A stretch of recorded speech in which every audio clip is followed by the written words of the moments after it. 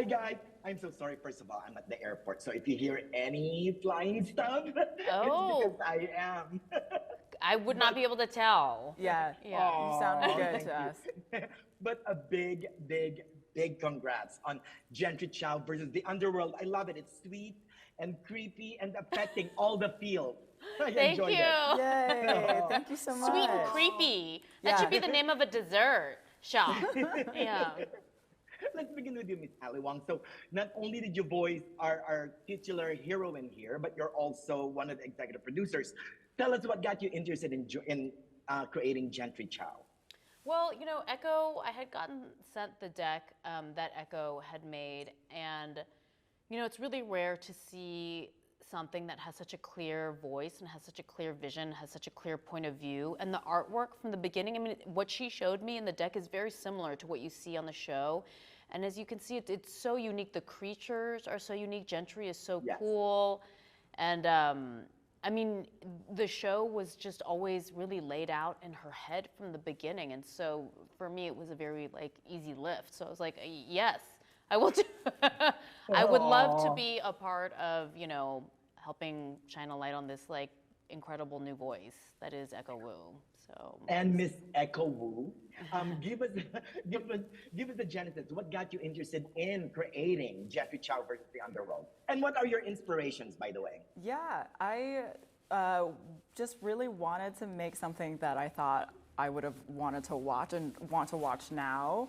And so I have always loved horror and animated shows and also just like teen romance. And so I thought it would be really fun to see all of that combined together into one like animated series. And so that is what really inspires me. I love things like Twilight and To All the Boys I Loved Before, but also anime is a big inspiration for the show. And yeah, I thought that if I really love watching these things, then other people might too.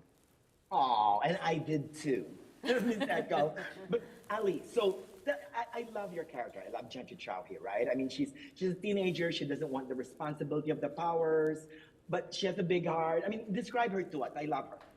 I mean, I think she's just like any high schooler where I mean, I just love seeing her in Korea where she's so confident and, where how you kind of feel like you code switch and then she comes back to this town and she shrinks again. Even though this is supposed to be her home, she shrinks because everybody knows her as this thing that she doesn't really actually feel, connected to. And so she kind of has to work to get out of that. And I think all of us can relate to that. I mean, to the world and to people who follow me, they see me one way. And then when I go back to my family, I'm like so silent.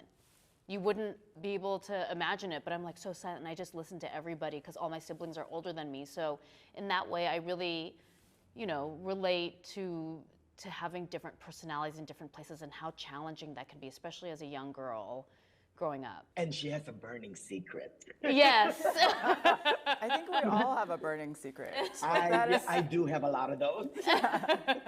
But Miss Echo, what I love best about the series is that it has the feel for an animated, the classic Saturday morning cartoons, right? Right. But it also has a lot of great adult themes that a lot of teenagers and a lot of adults can relate to. Talk to us about that. Yeah, I have always wanted the show to be really grounded. I think some of the best, shows out there come from a place that really resonates with a person. So, like for me, authenticity was a really big key of the show. Like wanting to portray themes about intergenerational trauma and how it feels when you have to live up to the responsibilities of your peers, but also your family, and that grapple back and forth. I think self-identity is a really big topic in the show, and finding who you are and your individuality, I think, is something that a lot of people go through. And for Gentry, it's like literally personified in these powers. So I think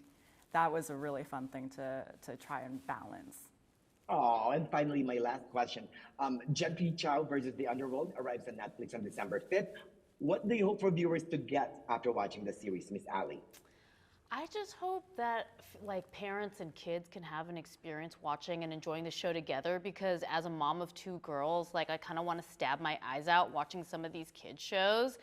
And I'm so grateful for like Avatar and X-Men. There's very few, and like Pixar, there's very few animated shows that I can enjoy, like sincerely enjoy with my kids. So I hope it's something that including myself, that parents and kids can watch together and have an experience and go on a ride, a sincere, joyful, fun ride together. A big, big, big congrats on Jentry Chau versus the Underworld again. And like her powers, the series is hot, hot, hot. Thank you. Thank you so much. Thank you guys. Good luck on everything. Thank you.